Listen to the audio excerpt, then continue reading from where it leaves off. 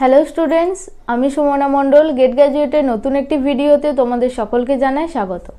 তোমরা যারা Bardhaman university second সেমিস্টারে পড়ছো তাদের পরীক্ষা খুব সামনেই, সম্ভবত সেপ্টেম্বরের সেকেন্ড উইক নাগাদ তোমাদের পরীক্ষা শুরু হওয়ার সম্ভাবনা রয়েছে। এবার যারা education second semester major minor এবং এসিসি নিয়ে পড়ছো তাদের কাছে এখন উল্লেখযোগ্য বিষয় হচ্ছে সাজেশন।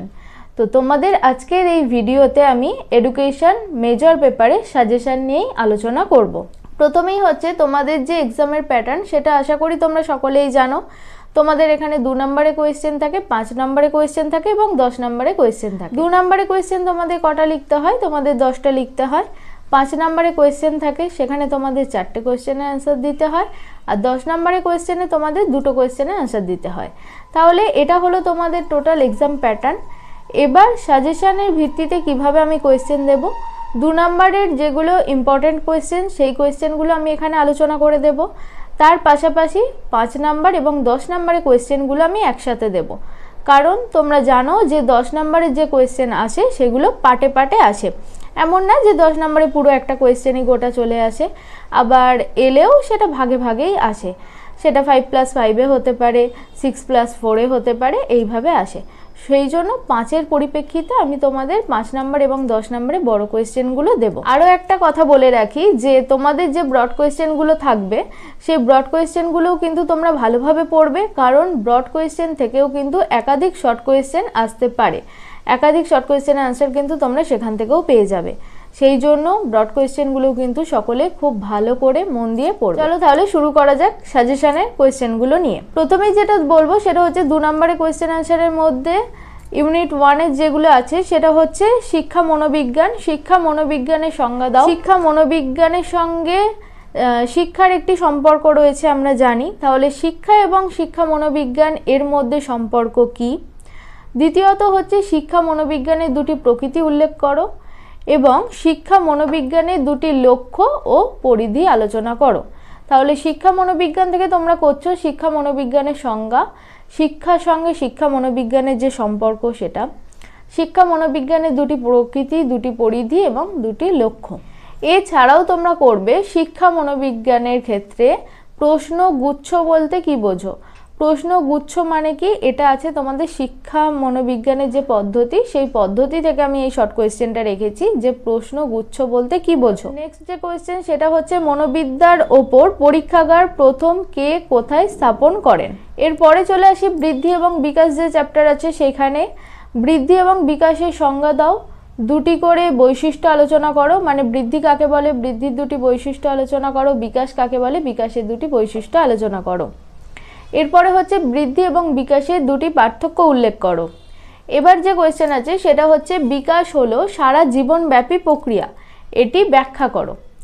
এবার পিকুনাসের মতে জীবন বিকাশের কয়টি স্তর পড়ে যাবে, আর্নেস্ট জোন্সের মতে জীবন বিকাশের কয়টি স্তর এবং কি কি, এটা অবশ্যই করে যাবে।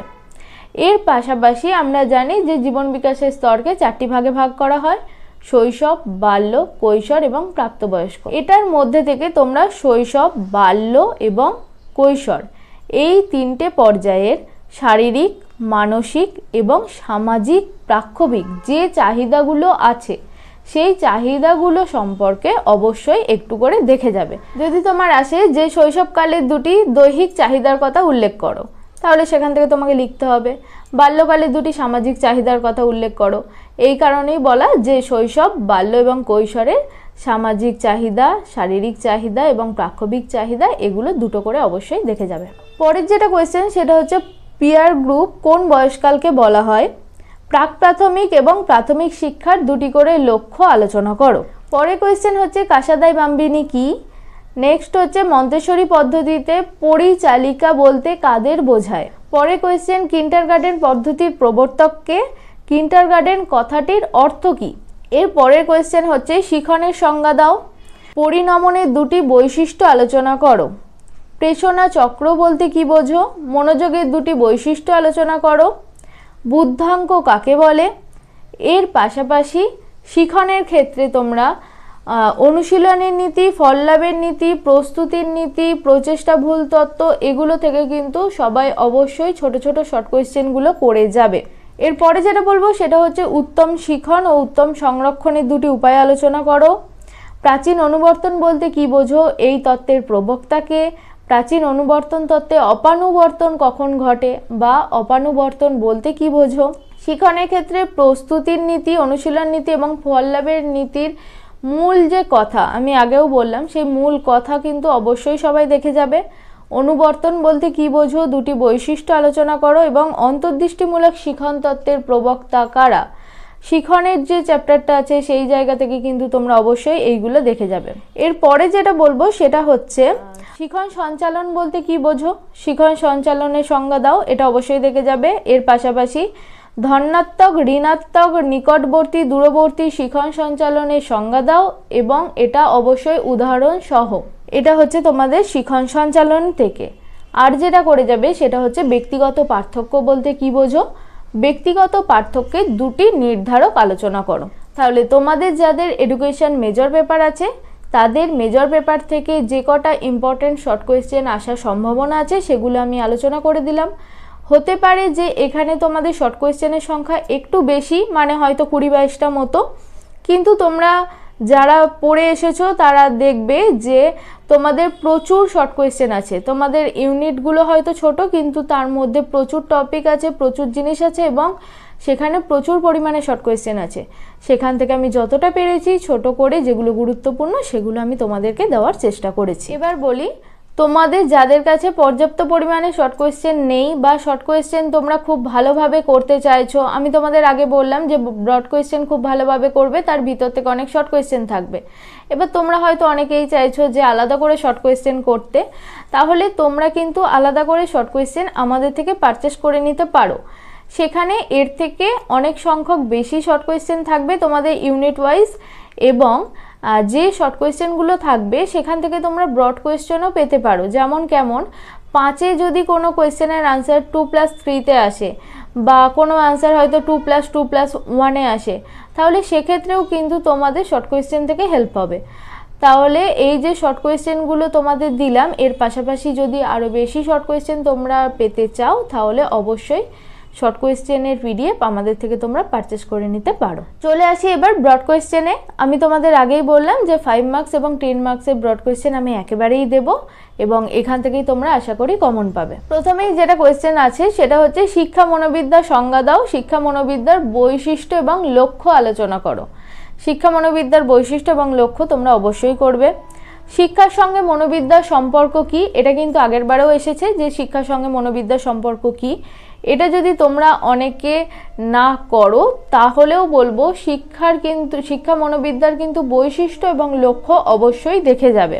এরপরে আসি শিক্ষা মনোবিদ্যার বিভিন্ন পদ্ধতি সম্পর্কে, আগেও এসে গেছে, কিন্তু শিক্ষা মনোবিদ্যার বিভিন্ন পদ্ধতির ওপরে টিকা আসার সম্ভাবনা রয়েছে। যেমন পর্যবেক্ষণ পদ্ধতি, বিজ্ঞান ভিত্তিক বা পরীক্ষামূলক পদ্ধতি এবং সার্ভে পদ্ধতি। এই পদ্ধতিগুলো ইম্পর্টেন্ট, এগুলো তোমরা দেখে যাবে। এখান থেকে কি কি করবে টিকাতে, তোমরা সংজ্ঞা করবে এই পদ্ধতিগুলো কেমন বা এই পদ্ধতিগুলোর বৈশিষ্ট্য, সুবিধা এবং অসুবিধা, এর ওপরে নির্ভর করেই তোমরা একটা করে টিকা তৈরি করবে। তাহলে কি কি পদ্ধতি আছে, পর্যবেক্ষণ বললাম, সার্ভে বললাম এবং বিজ্ঞান ভিত্তিক বা পরীক্ষণমূলক পদ্ধতির কথা আমি এখানে বললাম। চলো পরের কোয়েশ্চেন যেটা আছে সেটা হচ্ছে মনোযোগের সংজ্ঞা দাও, মনোযোগের ব্যক্তিগত এবং বস্তুগত নির্ধারক সম্পর্কে আলোচনা করো। এবার বড় কোয়েশ্চেনের ক্ষেত্রে আমি একটা কথা সবসময় বলে রাখি তোমাদের, যে কোনো টপিকই আসুক না কেন বা যে টপিকই তোমরা পড়ো না কেন, যেহেতু তোমরা এডুকেশন পড়ছো সেই জন্য শিক্ষাক্ষেত্রে এর প্রভাব বা এর গুরুত্ব অবশ্যই কিন্তু করবে। আমি হয়তো তোমাদের বললাম যে মনোযোগের সংজ্ঞা দাও, মনোযোগের ব্যক্তিগত নির্ধারক বা বস্তুগত নির্ধারক সম্পর্কে আলোচনা করো, এটা আমি সাজেশানে দিলাম, কিন্তু তোমরা এটাও ধরবে আমি যখন মনোযোগ টপিকটা বলেছি তাহলে শিক্ষাক্ষেত্রে মনোযোগের গুরুত্ব কি এটাও কিন্তু অবশ্যই দেখে যাবে। তাহলে প্রত্যেকটা জিনিসের কিন্তু শিক্ষাগত গুরুত্ব মাস্ট। এরপরে যেটা সেটা হচ্ছে শিখন এবং পরিণমনের সাদৃশ্য এবং বৈসাদৃশ্য আলোচনা করো। শিখন এবং পরিণমনের সাদৃশ্যর থেকেও বৈসাদৃশ্যটা অনেক বেশি ইম্পর্টেন্ট, তো শিখন এবং পরিণমনের বৈসাদৃশ্যটা তোমরা খুব ভালোভাবে দেখে যাবে।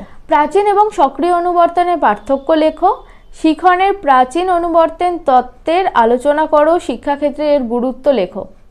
আর শিক্ষাক্ষেত্রে অন্তর্দৃষ্টিমূলক শিখন তত্ত্বের ব্যাখ্যা দাও, এটা কিন্তু তোমাদের ইম্পর্টেন্ট। এবারে অন্তর্দৃষ্টিমূলক শিখন তত্ত্বের ব্যাখ্যা, শিক্ষাক্ষেত্রে গুরুত্ব। এর পাশাপাশি কি করবে, সক্রিয় অনুবর্তনটাও অবশ্যই দেখে যাবে। সক্রিয় অনুবর্তনের ব্যাখ্যা, সক্রিয় অনুবর্তনের বৈশিষ্ট্য এবং শিক্ষাক্ষেত্রে গুরুত্ব। এরপরে সেটা হচ্ছে বৃদ্ধির সংজ্ঞা দাও, বৃদ্ধির বৈশিষ্ট্য আলোচনা করো। নেক্সট যেটা আছে সেটা হচ্ছে শৈশব বলতে কি বোঝো, শৈশবের প্রাক্ষবিক, বৌদ্ধিক এবং সামাজিক বিকাশ সম্পর্কে আলোচনা করো। কৈশোরকালকে কেন ঝড়ঝঞ্ঝা ও দুঃখ কষ্টের কাল বলা হয়? কৈশোরকালে চাহিদা সম্পর্কে পিতামাতা ও শিক্ষক শিক্ষিকার ভূমিকা আলোচনা করো। এবং কৈশোরকাল তোমাদের জন্য ভীষণভাবে ইম্পর্টেন্ট। কৈশোরকালটা তোমরা অবশ্যই করে যাবে। কৈশোরকালে চাহিদা, কৈশোরকালে শিক্ষক এবং পিতামাতার ভূমিকা, আর কৈশোরকালকে কেন ঝড়ঝাপটার কাল বলা হয়। এরপরে সেটা হচ্ছে ব্যক্তিগত পার্থক্য বলতে কি বোঝো, ব্যক্তিগত পার্থক্যের প্রকৃতি আলোচনা করো। শিখন সঞ্চালন বলতে কি বোঝো, শিখন সঞ্চালনের প্রকারভেদ এবং শিক্ষাক্ষেত্রে গুরুত্ব আলোচনা করো। আরও একটি জিনিস আছে, সেটা হচ্ছে শিখন সঞ্চালনের যে তত্ত্বাবলী, সেই তত্ত্বাবলী সম্পর্কে সংক্ষেপে আলোচনা করো। আর কি, শিখন সঞ্চালনের শিক্ষাক্ষেত্রে গুরুত্ব আলোচনা করো। তাহলে এগুলো হচ্ছে তোমাদের 5 এবং 10 মার্কসের যে কোয়েশ্চেনগুলো আছে তার মধ্যে থেকে ইম্পর্টেন্ট কোয়েশ্চেন। এবার বলে রাখি যে তোমাদের 5 মার্কস এবং 10 মার্কসের যে কোয়েশ্চেনগুলো আমি দিলাম তার উপরে ভিত্তি করে তোমাদের যাদের কাছে পর্যাপ্ত পরিমাণে নোটস নেই, তোমরা যদি চাও তাহলে সেটা আমাদের থেকে পারচেস করে নিতে পারো। এক্ষেত্রে 10 মার্কসের বা 5 মার্কসের যে আলাদা আলাদা পাটে পাটে কোয়েশ্চেন সেরকম কিন্তু না, একসাথেই কোয়েশ্চেন আছে। তবে সেগুলো তোমাদের জন্য ঠিকঠাক, মানে 5 মার্কসের এলেও তুমি লিখতে পারবে, 10 মার্কসের এলেও কিন্তু সেখান থেকে তুমি লিখতে পারবে। এর পাশাপাশি তোমরা 2 মার্কসের জন্য আলাদা পিডিএফ পারচেস করতে পারো, আবার 2 মার্কস, 5 মার্কস বা 10 মার্কসের টোটালটা একসাথেও কিন্তু তোমরা পারচেস করে নিতে পারো। তোমরা আমাদের সঙ্গে কিভাবে যোগাযোগ করবে, তোমরা স্ক্রিনে দেওয়া নাম্বারে আমাদের সঙ্গে যোগাযোগ করবে, সেখানে হোয়াটসঅ্যাপ করবে, আমাদের পেয়ে যাবে। এছাড়াও তোমরা ডেসক্রিপশানে চলে যেতে পারো, সেখানে গিয়ে কিন্তু যাবতীয় লিঙ্ক দেওয়া আছে, তোমরা আমাদের সঙ্গে খুব সহজেই যোগাযোগ করে নিতে পারো। দেখা হচ্ছে খুব তাড়াতাড়ি নতুন একটি ভিডিওতে। Thank you.